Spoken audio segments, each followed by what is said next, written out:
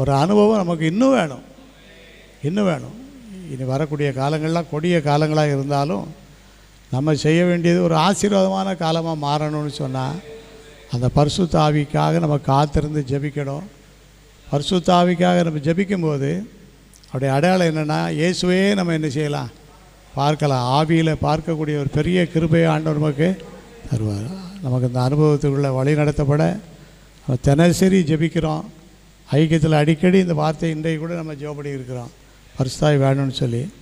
பரிசுத்தாவி எப்போ கிடைக்கும் அப்படின்னு சொன்னால், ஆண்டவர்கிட்ட நம்ம ஜெபிக்கும்போது, பொல்லாதவர்களாகிய நீங்கள் உங்கள் பிள்ளைகளுக்கு நல்ல ஈவுகளை கொடுக்க அறிந்திருக்கும் போது பரமபிதாவானவர் தமிழத்தில் வேண்டிக் கொள்ளுகிறவர்களுக்கு பரிசுத்தாவியை கொடுப்பது அதிக நிச்சயம், ரொம்ப நிச்சயம். ஒவ்வொரு நாளும் எனக்கு பரிசுத்தாவியை தாரும் ஆண்டவரே, வேலை போகிறோமா பரிசுத்தாவியை தாரும், ஊழியத்துக்கு போகிறோமா பரிசுத்தாவியை தாரும்.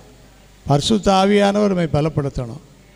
அது ஒரு அனுபவம். கடைசியான வார்த்தை என்ன படிக்கணும்னு சொன்னால், தங்கள் பொல்லாத வழிகளை விட்டு, தாழ்மை இருக்குது, ஜெபம் இருக்குது, பரிசுத்தாவி இருக்குது, இன்னொன்று இருக்குது. என்னது இருக்குது? பொல்லாத வழியும் உள்ளது. இன்னும் நம்முடைய சுபாவங்கள், நம்முடைய குணங்கள்லாம் இன்னும் நிறைய மாறணும். எவ்வளவோ மாறி இருக்கும். இன்னும் ஏதாவது ஒன்று கடந்து அங்கே ஒரு குழப்பத்தை உண்டாக்கிட்டு நடக்கும்.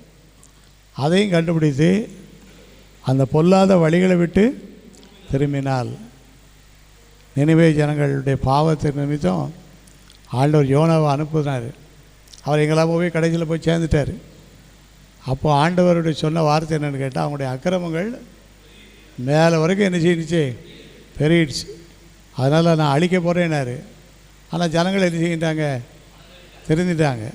ஜனங்கள் திருந்தின உடனே ஆண்டவர் அந்த நினைவை பட்டணத்தாரை அழிக்காதபடிக்கு அவங்கள ஆசீர்வதித்தார். அல்லேலூயா.